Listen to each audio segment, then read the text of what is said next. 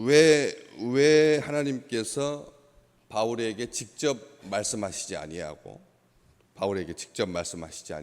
성령께서 바울에게 직접 말씀하시지 아니하고 유대로부터 내려온 아가보라고 하는 한 선지자를 통해서 이렇게 말씀하실까? 그것도 바울의 그 허리띠를 가져다가 자기를 결박하고 자기를 묶고, 그래서 예루살렘에서 유대인들이 이같이 이 띠 임자를 결박해서 이방인의 손에 넘겨줄 것이다. 성령께서 무슨 일이든지 다 알고 계시고 다 하실 수 있죠. 어떤 물건을 가지고 이 사람의 주인인지 누구인지도 알고, 아가보는 이게 이 사람의 이 허리띠의 주인이 누구다. 그런데 사실 그 남자의 허리띠라고 하는 것이 우리 한국 사회에서는 이게 감춰져 있고 현대 사회에서는 이게 감춰져 있지만, 그 당시에 유대 사회에서는 허리띠가 자기 신분을 과시하는 밖으로 노출된 그런 성격이 더 강합니다. 똑같은 허리띠인데, 그래서 지금은 우리가 허리띠 누구 허리띠인지 아무도 모릅니다. 다 공장에서 찍어내고 다 그게 비슷비슷하고 또 많이 있고. 그런데 당시에 유대인들에게 허리띠라고 하는 것은 그렇게 이 보편적인 아무나 누구든지 다 가지고 있는 그런 개념이라기보다는 신분의 성격, 한 사람의 정체성, 한 사람의 채취, 한 사람의 인생, 이 모든 것을 담아내는 그런 성격이 더 강했다는 거죠, 지금보다. 그런데 그 허리띠를 가져다가 자기를 결박하고 그 불편한 일들을 하는 거죠. 남의 허리띠고 그 허리띠를 가져다가 자기를 결박하고 또 이 띠 임자가 이렇게 말해가지고 왜 직접 그냥 바울이 이렇게 결박될 거다 이렇게 말하지 않냐고, 이 띠 임자를 결박해서 이렇게 이방인의 손에 넘겨줄 것이다 라고 말을 하고 하는 이런 행동들이 신약 시대 때 보기 드문 행동이잖아요. 그런데 과거에 하나님께서 선지자를 통해서 이스라엘을 돌이키려고 회개하게 하려고 하셨을 때 사용했던 방법이기도 합니다. 에스겔 선지자한테 사람의 똥으로 인분으로 이 불을 지펴서 빵을 구워서 먹어라. 선지자에게 인분으로 불을 지펴 가지고 빵을 구워 먹어라, 이런 상징 행동을 하라고 하십니다. 에스겔 선지자가 아주 당황해합니다. 하나님, 저는 한 번도 그렇게 부정한 일을 한 적이 없는데 짐승의 똥으로 불을 붙여서 사람의 똥으로 불을 붙여서 이 떡을 먹으라니요, 하나님, 빵을 구워 먹으라니요. 저는 그런 사람의 배설물로 어떻게 하나님께서 주신 양식을 구워서 내 일용할 양식으로 삼겠습니까? 싫습니다. 전 못하겠습니다. 저는 하나님께서 하라고 하면 하겠는데, 우리 생각에는 그렇잖아요. 하나님께서 하라고 하면 하지 뭐 그거야. 그런데 에스겔은 선지자는 하나님한테 말합니다. 못하겠습니다. 그랬더니 하나님께서 좋다 그러면 소똥으로 해라. 우리 하나님 참 재밌으신 분 아닙니까? 하나님은 사람이 선지자가 못하겠다고 하니까 아주 난처해하니까 소똥으로 대신할 것을 허락해 주십니다. 우리가 구하면, 우리가 조금 어색해하면, 우리가 싫어하면 하나님께서 다른 것 하게 해주십니다. 그러니까 마음에 꺼리낌이 있으면 하나님 앞에 기도할 때 하나님, 저는 이게 아닌 것 같아요 라고 말할 수 있는 거죠. 우리 주님도 그러셨거든요. 이 잔을 좀 지나가게 해 주십시라고. 마시지 않았으면 좋겠다. 꼭 이 길밖에 없느냐. 그 길밖에 없는 줄 아시면서도 우리 주님께서 아버지에게 그렇게 기도하셨잖아요. 그런 것처럼 대신하게 합니다. 그래서 이스라엘이 다른 나라로 쫓겨가서 부정한 음식을 먹게 될 것이다라고 하는 것을 상징하는 행동을 한 거죠. 이게 상징 행동이라고 합니다.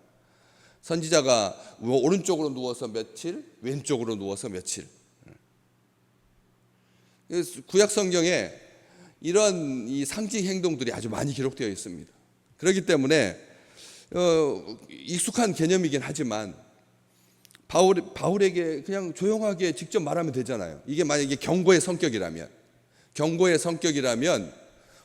예루살렘에 올라가면 결박당할 거니까 올라가지 마라 라든지, 이게 분명하게 말씀하시지, 분명하게 말씀하시는 게 우리 생각에는 합리적이고 좋은 것 같거든요.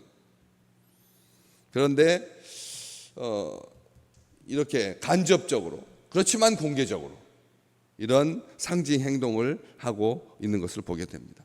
원래 20장 앞장에 20장 23절에 보면 바울에게 성령께서 각성해서 내게 증언하시기를 결박과 환난이 너를 기다린다, 나를 기다린다, 이 바울에게 개인적으로 그렇게 말씀을 해 주셨거든요. 그렇기 때문에 이제는 불필요하잖아요. 바울은 이미 선교하는 과정 속에서 각 성에서 나에게 증언해 준, 성마다 전도하러 다닐 때마다 잊지 말도록 성령께서 결박과 환난이 기다리고 있다라고 하는 거, 이 길이 그냥 평범하게 젊은 날을 속죄하듯이 그렇게 자기를 쏟아붓는 그런 개념이 아니다. 이 길은 좁은 길이고, 이 길은 협박당하는 길이고, 이것은 죽음을 각오해야 되는 길이고, 이 길은 평탄한 길이 아니다. 우리 주님의 영이신 성령께서 바울에게 친절하게 증언해 주셨는데요. 이것은 돌이킬 수 없는 거다. 그렇게 증언해 주셨다니까요. 바울의 인생을 벌써 증언해 주셨습니다. 우리 주님께서 우리 귀한 믿음의 백성들의 삶을 증언해 주실 줄로 저는 믿습니다. 그렇죠. 옆에서 끊임없이 약한 영이 참소하거든요. 네가 이러면서 끊임없이, 우리도 우리 인생에 대해서 자신하지 못하잖아요. 우리도 우리의 인생에 대해서 자신하지 못하잖아요. 자녀에 대해서도 자신하지 못하고 다음 세대에 대해서도 자신하지 못합니다. 그건 우리가 다음 세대 많이 말하지만 자기 스스로도 자신하지 못합니다. 그렇잖아요. 부족하잖아요. 누가 그렇게 자신할 수 있겠습니까? 우리의 신앙에 대해서, 자기의 신앙에 대해서.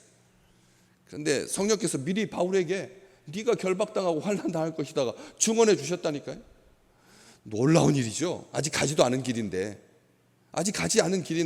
각 성마다 성령께서 그렇게 증언해 주셨는데, 그런데도 20장 22절에 보면 내가 성령에 매여서 예루살렘으로 가는데 거기서 무슨 일을 당할는지 알지 못한다고 했습니다. 결박과 환난이 기다린다, 이 성령께서 증언해 주셨지만 자기는 예루살렘에서 무슨 일을 당할지 알지 못한다고 했습니다. 그런데 아가보 선지자가 여기서 구체적으로 말해주는 거죠. 저는 여기에 이 말을 하고 있는 동안 그 12절, 우리가 그 말을 듣고 그곳 사람들과 더불어 바울에게 예루살렘으로 올라가지 말라고 권했다. 바울이 같이 앉아있는 자리에서였을까? 바울이 이렇게 앉아있는데, 뒤쪽에 한쪽 구석에 앉아있는데 자기 바울의 일행 10명 가까이 되잖아요. 10명 가까이 되고, 또 이 가이사랴의 빌립의 집사의 집에 처녀로 예언하는 네 딸이 있고, 네 딸, 그 가족들, 친구들, 친척들, 전도에 한 사람들, 그곳 사람들 다 있는데 바울이 있었을까? 있을 때 이 말을 했을까? 없었을 때 이 말을 했을까? 생각해봅니다. 만약 있는데 그 말을 했다면 이제 모두가 다 알게 되는 거죠. 알게 되었는 거죠. 12절 말씀에 보면 있는데 그 말을 했으면 바울도 알 뿐만 아니라 모두가 다 아는 거고, 바울이 없이 이 말을 했다면 그 띠의 임자, 바울이 누구인지 아는 사람, 그렇잖아요. 아는 사람이 바울이 그래 이렇게 되겠구나 라고 하는 것을 알게 됐을 것입니다. 그렇죠. 있건 없건 상관없다는 거예요. 바울이 있어서 그런 일을 당하게 될 것, 없는 자리에서 그 일을 당하게 될 건지, 성령께서 그곳 사람들에게 아가보를 통해서 예언해 주셨으니까, 말해 주셨으니까, 그래서 그곳 사람들과 더불어서 함께 바울더러 예루살렘으로 올라가지 말라고 권했다라고 하는 것이죠. 우리는 여기서 한 가지 생각하게 됩니다. 바울의 허리띠를 가져다가 이렇게 경고해 주신 이 놀라운 예언인데 바울은 알지 못했는데 어떻게 될지, 자기의 인생이 어떻게 결박과 환란이 기다리는 것은 알았지만 자기 동족들에게, 유대인들이 이같이 이 띠임자를 결박해서 이방인의 손에 넘겨줄 것이다 라고 하는, 이제는 그 가는 길이 너무나도 선명하고 분명한 거죠.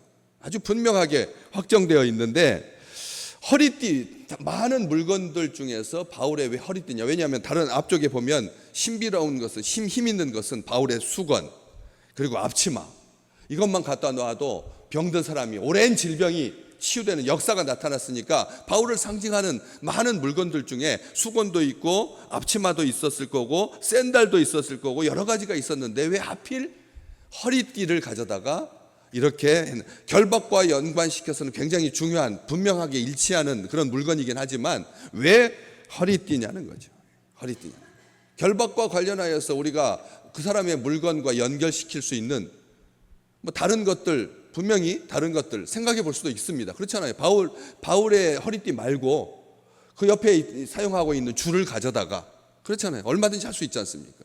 굳이 바울의 물건을 가져다가 이 띠 임자라고 모두가 다 분명히 알고 있는 바울의 허리띠인 줄 아는 그 분명한 것을 가지고 이런 상징 행동을 했으니까 다른 거 아니어도 될 것 같은데, 다른 것으로도 충분히 대체할 수 있을 것 같은데 이런 행동을 한다는 거죠. 나중에 예배소 교회에 바울이 편지하기를 진리의 허리띠 이야기를 합니다. 하나님의 전신갑주 중에서 허리띠는 뭐라고요? 진리의 허리띠라고. 바울이 자기 허리띠, 자기가 이렇게 벗겨지지 아니하도록 수치를 가리기 위해서 그렇게 단단하게 허리띠를 묶는, 열심히 일하는 거거든요. 사실은 열심히 일하는 허리띠, 진리의 허리띠.